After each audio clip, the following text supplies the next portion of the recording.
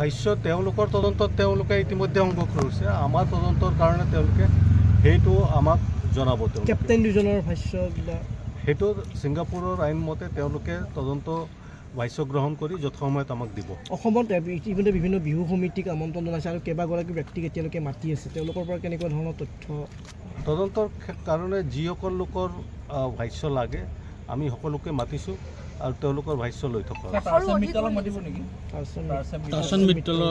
দৰকাৰ হ'লে আমি মাতিম। যাক যাক আমি তদন্তৰ ক্ষেত্ৰত আমাক যাৰ যাৰ পাইছোঁ তেওঁলোকক আমি মাতি আছোঁ। কিমানজনক মতা হৈছিল? আমাৰ অলমষ্ট 100 পাৰ হৈছে। ছাৰ, আজি ঋষিৰাজ বৰকটকী নামৰ এজন ব্যৱসায়িক মতা হৈছে। ঋষিৰাজ বৰকটকী আমি বিভিন্নজনক মাতিছোঁ। কোনে কি কথা কৈছে সেইটো মই এতিয়া আপোনালোকক কোৱাটো উচিত নহ'ব। ধন্যবাদ। ছাৰ, ৰাইজে যিহেতু জুবিন গাৰ্গৰ মৃত্যুৰ ৰহস্যটো ভেদ হোৱাৰ কথা বাৰে বাৰে বিচাৰি আছে, কালি মুখ্যমন্ত্ৰীয়ে দ্বিতীয়বাৰৰ আমি তদন্ত কৰি আছোঁ আৰু সময়মতে তদন্ত শেষ কৰি আমি কোৰ্টত জনাম সকলো তথ্য। আজি কাকাক মতা হৈছে ছাৰ?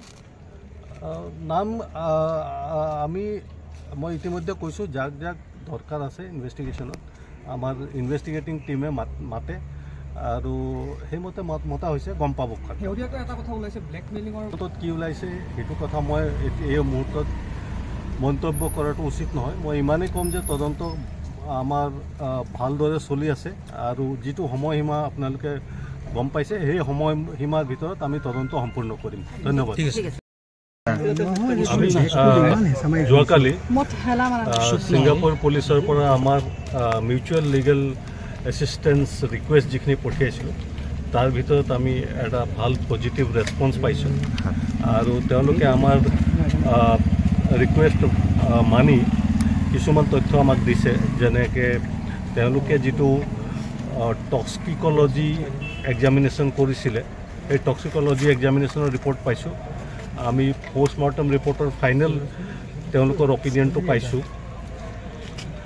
আৰু ইয়াৰ লগে লগে আমি Singapore port and marine authority যিটো আছে তেওঁলোকৰ পৰা কিছুমান তথ্য বিচাৰিছিলোঁ, ডকুমেণ্ট বিচাৰিছিলোঁ, সেইখিনিও আমি পাইছোঁ। গতিকে এই তিনিটা তথ্য আমি ছিংগাপুৰ অথৰিটিৰ পৰা পাইছোঁ আৰু এইখিনি আমাৰ ইনভেষ্টিগেশ্যনক আগবঢ়াই নিয়াত যথেষ্ট সহায়ক হ'ব। ৰিপৰ্টত কি আহিছে সেইটো মই ইয়াত আপোনালোকৰ সদৰি কৰিব নোৱাৰিম। এইখিনি আমি তথ্য কোৰ্টত যেতিয়া আমি আমাৰ ৰিপৰ্ট দিম সেই ৰিপৰ্টৰ লগত যাব।